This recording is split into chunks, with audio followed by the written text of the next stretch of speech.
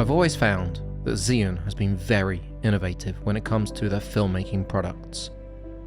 This brand new gimbal, as you can see, is very smooth, and it builds on the fantastic design of the previous one.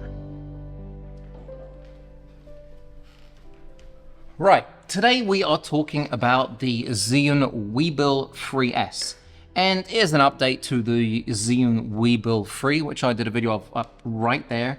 It's got a few cool things about it. The one thing that I love straight off the bat is the Bluetooth shutter button. So you can press the Bluetooth shutter button just like in the DJI RS3, and you don't need any wires connected and it will start recording. That's fantastic. The next thing is this. It is the Sling 2.5.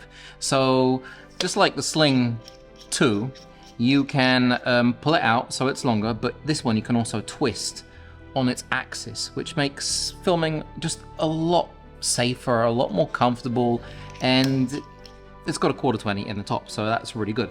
It also has this, which is the wrist rest. I went raving crazy mad about it when I saw it, and you know, at first you look at it and you think that's weird, but when you actually use it and you're filming and you realize that this wrist rest takes all the strain off your arm and you can film for longer, you can film smoother shots, then you're going to realize that this is fantastic and you can actually move it up and down. You can change the angle of it. It's a match made in heaven for a gimbal. Now we are going to be comparing the Weebill 3S to the DJI RS3, the difference in terms of stability. So I'm going to go outside and I'm going to do, to the best of my ability, the exact same shot with the Weebill 3S and the DJI RS3, and you're going to be the judge to see which one is smoother, which one looks better, which one has no micro jitters. There will be no stabilization. It is basically going to be raw footage from both of these. Another thing about this is that it does have a lock. So it's quick release now. You've got a little plate at the bottom that you can clip on with a 1/4-20, and you basically clip it in and it's clipped to the whole system.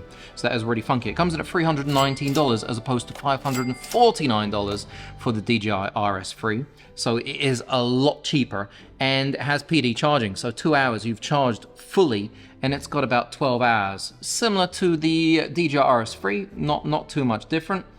But one thing about it is that the screen is a little bit different to the DJI RS3, where DJI RS3 you have a nice, OLED touchscreen. Here you have a screen which will remind you of MS-DOS. I'm a big fan of all Zhiyun products. They are very innovative what they do. They're absolutely incredible. They're blowing my mind in terms of lights, gimbals. The one thing is I don't understand why they would put an MS-DOS screen in such advanced gimbal. I mean, when I turn it on and look at it, I really feel like I'm back in 1980, and it's really odd. So I wish they would improve that in the future and give us a nice colorful screen, a touch screen that we can control, and it would make our life a lot easier, because this one is it's a tad, it's not too great. Now, apart from that, it does weigh 1.1 kilo, whereas the RS3 is 990 grams, so it's about 100 grams more. Are you going to notice it? Not really. It's made for a A7S3 with a 24-70 zoom. It will work fine with that kind of a camera. You're not going to be sticking a Red or an FX6 on it. You're going to be sticking a normal mirrorless camera with a zoom on it, and that will be fine. It does use a transmission system, so you can use that. Same as the Raven Eye, it's very, very similar. It works with an app, so you can control it. It may not be as advanced as the DJI app, but it does give you a lot of features, and you can update it through the app too, which is fantastic. Now, it feels good in the hand. It's a very nice made gimbal. It has locks on all the axes, and it has native vertical mode. So basically, if you do undo this, you pull it out, you can actually put it in vertically. So now you are in vertical mode, and it doesn't really require any rebalancing of your camera. So that is a fantastic thing that really just speeds up your workflow. If you're a hybrid, photographer, filmmaker, and you're shooting for social media as well, you can put that camera in vertical mode and you don't have any worries at all. It's nice, it's strong, the motor's really good, and balancing it is simple. So why don't we get to the tests? Walking upstairs is always a great gimbal test. And if I've got to be honest, when I look at both of these gimbals side by side, they're very similar.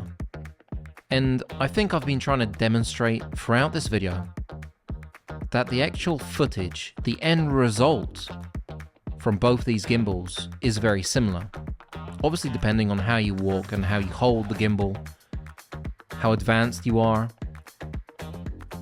they're both very, very similar in the final result, the footage that you get out of it.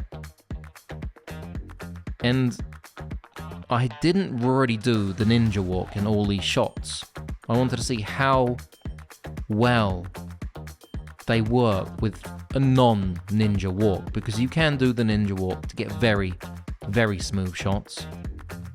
But here I'm basically just walking, and this is the raw material out of both these gimbals. The thing is, with the Zhiyun, you're getting a lot more bang for your buck.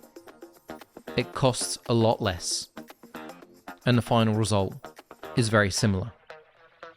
The application may not be as advanced, but not everybody requires an application to use a gimbal.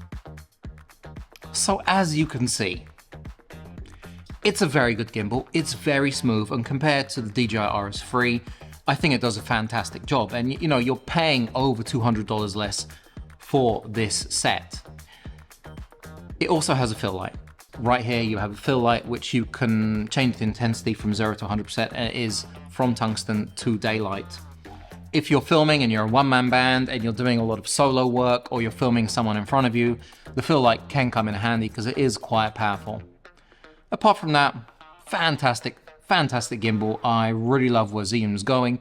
The only thing that would improve is the OLED screen. That is one thing on this gimbal that would improve. Apart from that, it's ingenious, innovative. If you have any questions, do drop them down below. If you did like my film and it helped you purchase one of these, because the links are down below, you know, give me a like, press subscribe, and you know, ring the bell. Yeah, that's it for today.